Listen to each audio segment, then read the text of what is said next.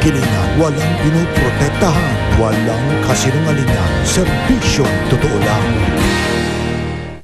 See wishes come true sa Wish Ko Lang sa tulong ng Bagong Tide. Wish ko lang. Magandang hapon po mga kapuso. Parati nating sinasabi na ang kalusugan ay kayamanan, pero madalas ipinagsasawalang bahala rin natin ito. At sa hirap ng buhay ngayon, paano nga ba natin haharapin at susupuin ang matinding karamdaman? May autism at epilepsy man si Joseph, maswerte pa rin siyang maituturing dahil todo ang suporta at pag-aaruga sa kanya ng kanyang pamilya. Maging ang kagustuhan niyang mag-artista at pagkahilig sa mga programa ng Kapuso Network ay pinagbibigyan at ikinaliligaya na rin ng kanyang ina. Magkasabay na salot naman ang dumapo sa pamilya figurasyon. Habang may pneumonia si Tatay Melencio, unti-unti namang ginugupo ng breast cancer si Nanay Rose. Ano na lamang ang mangyayari sa 5 anak nila na halos may mga gatas pa sa labi? Ang gamot sa kanilang kalungkutan at mga problema handog namin ngayong hapon dito sa Wish Ko Lang. Kung tatanungin si Joseph kung paano niya ide-describe ang sarili niya, sasabihin niya na siya ay certified kapuso na gustong mag-artista dahil marami raw siyang talent tulad ng pagkanta ng rap, pag-arte at pagsasayaw. Malino na para kay Joseph na marami pang mas mahalagang bagay na bahagi ng kanyang pagkatao kaysa sa mga sakit na taglay niya. Ako si Joseph Garcia de Soro. Ako ay may epilepsy. Ako ay isang drop-out at bala ko maging isang king star rapper. Sa maingay at magulong mundo, isang munti at espesyal na tinig ang nandanais na marinig. Isang tinig na nagsusumigaw ng paghanga, pagsamo at pag-ibig. Panganay si Joseph Destura sa 2 anak ni Namang Carlito at Aling Marie. 5 taong gulang siya noon nang madiskubre ng kanyang mga magulang ang kanyang kondisyon. Na-detect siyang, autistic. Yung 5 years old siya, pinasok ko siya ng, kinder.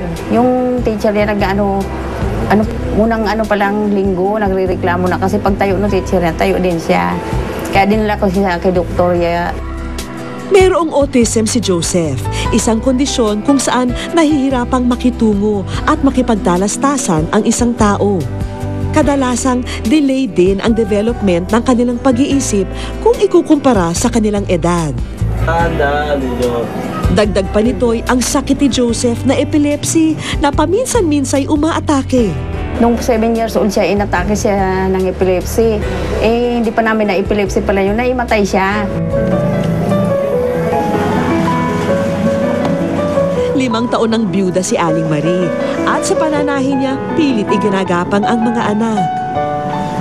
Bagamat mahirap mag-aruga ng nag-iisa, karagdagang pasanin pa niya ang kalagayan ng panganay na anak. Kung anong mayroon kami nung buhay pa si Papa ni gusto ko may bigay ko sa kanila. Ayoko sila nagmumukhang kawawa sa labas. Medyo mahirap, kaya lang, yung hindi ko na lang iniisip. Bali, na lang yung bala ng Diyos dyan. Dasal, trabaho, dasal. Kaya puro trabaho lang ako. Huwag lang ako magkasakit.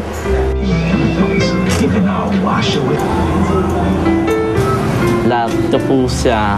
Love ko po siya dahil palagi niya po ako pinapakain. Tapos? At pinapaligo araw-araw. Naisip ko paano kaya pag nawala ako. Kumari lang kasama ko nila Abang Boy, mauna sila wag ako eh. Kasi wala sa kanilang di ba? Nitong nakaraang taon ay pinahinto na lamang ni Aling Marie ang anak sa pag-aaral. Dahil nga binubuli siya, tinulak niya yung bata. Tagadiyan lang yun eh. Sinasabi ko sa kanila na yung anak ko, hindi naman yan talaga nananakit. Ganyan makulit lang talaga siya. Alam na mga kapitbahay ka ko yan. Ang pagrarap daw ang kinahuhumalingan ngayon ni Joseph. Gumagawa po ako minsan ng lyrics ng kanta. Nagko-compose po ako. Mahilig po ako gumawa ng rap songs dahil idol ko po ang lahat na rappers. Panapanabik ka gilagalas tinataglay mong alindog mong mala ang helo na kasalubong isang naglalakad papalapit sa akin. Hindi makapaniwalang ikaw ang babaeng naghihintay sa akin nung atake ng aking kamay at ako ay hilahin. Di ko sukat akalain ng babae ko na hangarin. Mapapasakin na para akong lumilipad sa hangin. Nahilig daw siya rito dahil sa kaibigan at kapitbahay na si Dance na isa ring rapper. Kasi nung time na lagi kaming nasa shop, kasi isang shop lang yung pinupuntahan namin. Then kada magsusulat ako ng kanta or mag-upload ako ng kanta sa YouTube, lagi siyang nandun. Then minsan, tingin lang siya ng tingin, hindi ko alam na kumukuha pala siya ng idea sa akin para hindi ko naman alam na gusto niya ring mag-rap. At mula nooy, nag-umpisa na siyang lumikha ng mga sariling komposisyon at awitin. Sa pamamagitan nito, na ipapahayag ni Joseph ang nais niyang sabihin. Habang nanonood po ako ng TV, gumagawa po ako ng rap songs. Bukod sa pagrarap, ang panonood din ng telebisyon ang isa pang hiling ni Joseph. Mahilig po ako manood ng TV dahil araw-araw po ginagawa yon. Halos 24 oras ng araw nakatutok sa TV ang ating bida. Nakatuon sa kanya raw paboritong istasyon. Walang palitan ng channel ang drama ni Joseph at halos sign-off lang daw ang kanyang pahinga. Ako ay Kapuso.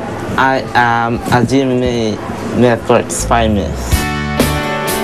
Pati na rin sa internet, ang pagsuporta sa Kapuso Network, walang patid. Dahil na rin sa hilig sa pagrarap, isa sa mga iniidolo niyang kapuso, ang mentor ng programang Protégé at ang country's fastest rapper na si Glock 9. Papasok akong school, every time break time, tatayo ako dun sa harap ng tindahan at sasabihin ko sa sarili ko, wow, yan ang tindahan ni Francis M.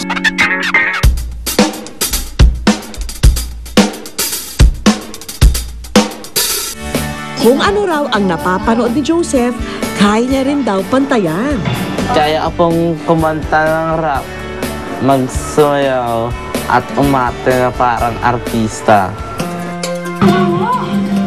Pero lalo niya raw mapapabuti ang kanyang mga talento kung hindi lang sa telebisyon siya tututok. Sana raw ay makaharap niya sa personal ang isa sa nagpapangiti sa kanya, ang mga idolong kapuso.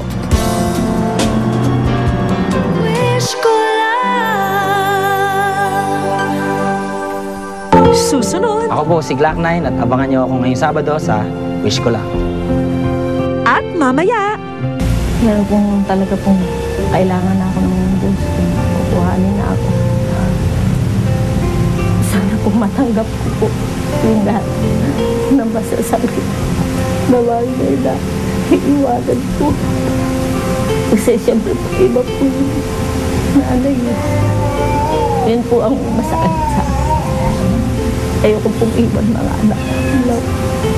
ang baby ko.